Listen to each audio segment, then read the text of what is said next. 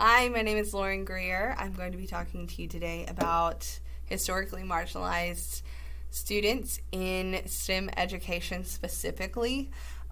Just a quick recap of what historically marginalized students means, because it's kind of a mouthful.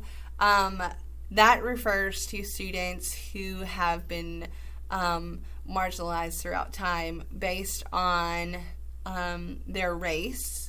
So African American, Latino, and American Indian, specifically for this conversation, as well as based on gender and so female students, how they have been overlooked or marginalized based on their gender.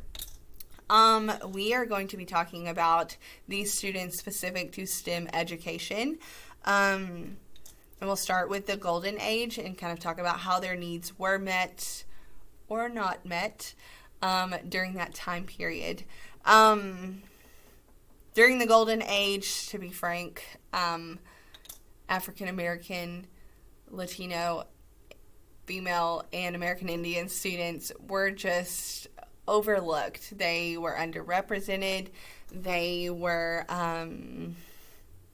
underserved and overlooked in STEM education. There were a lot of biases and stereotypes during that time that that kind of like overruled and kind of like dominated the mindset of not only those in education but professional fields as well. And so these biases against gender and race excluded and deflated women and racial minorities at that time. There was no proportion at all at that time. STEM was dominated by the white males, or white males during that time. If you kind of fast forward to the current status of historically marginalized students in STEM, while reading through the module, I was super interested in NACME. I'd never heard of this organization before, and actually did a little bit of research on my own after discovering them. They are focused on African American, Latino, and American Indian scholars and how to equip them academically and socially to be successful in STEM.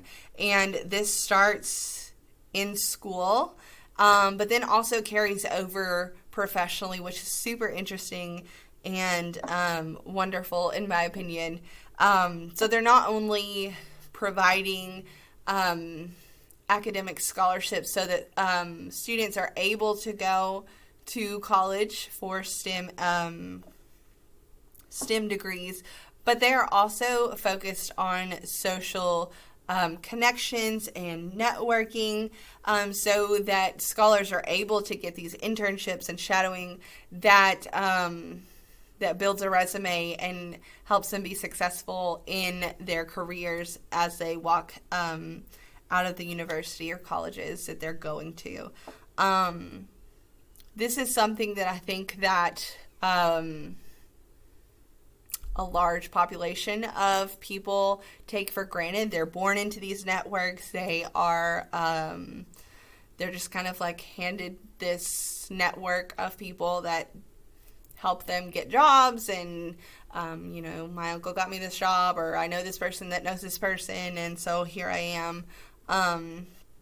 Not based on qualifications, but just networking alone. And so I thought that was really interesting that they focus on building that community of networking and connection for these marginalized students. They also are partnered with the Academy of Engineering, which was really neat as well. This is a pre-engineering program that focuses on, sadly, bridging the gap from high school to college-level engineering.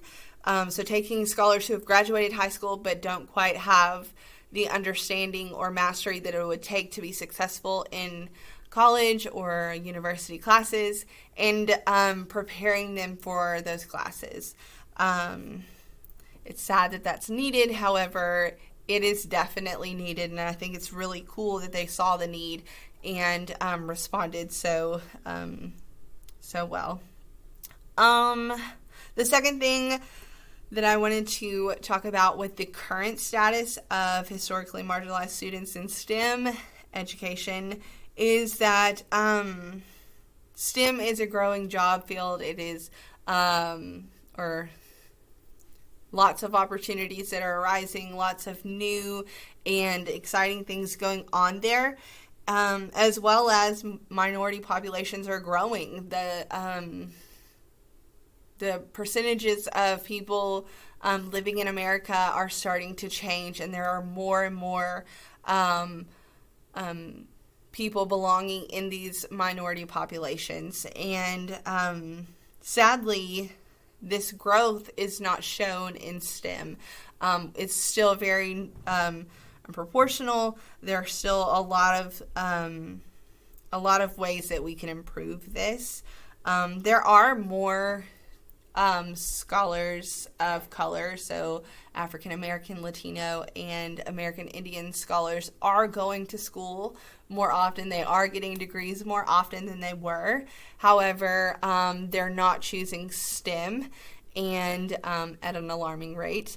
And they're going into these saturated job markets instead of choosing this expanding area of opportunity that is STEM. And I thought it was interesting and thought-provoking as to why they're not choosing STEM. And to me, I think it's just underexposure and subpar education, sadly. They don't know that these are options. They don't know how to step into these roles, or they don't understand the potential with these careers and degrees, as well as their subpar education just doesn't prepare them for STEM classes at a college level, which is sad. However, less than 10% of STEM grads are women. 2 out of 10 professionals in STEM are women, and women who our physical scientists earn 77% of what men do in the same job field. So you can see that not just racially, but based on gender as well, there's discrepancy there. There's obviously a breakdown in education as well as in the career field, and so that it's not just racially that we haven't made enough progress, but it's based on gender as well. I learned that by second grade,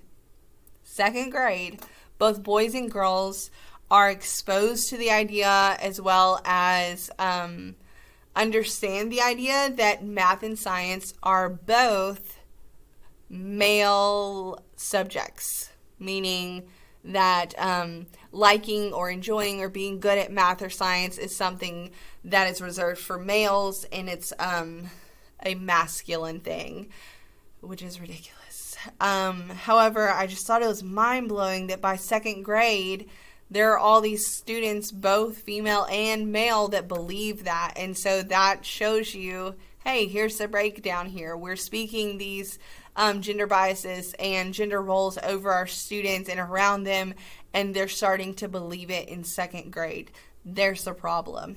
In high school, 50% of advanced math classes are made up of females, so it's proportionate there. They're able to do the math, and they're qualified, and they're understanding the content. However, by the time they get to college or universities, only 17% of engineering majors are girls. So there's some kind of breakdown of believing that they're able and qualified to step into these engineering roles. And again, it stems back to what, as a society, parents and educators, what do we believe?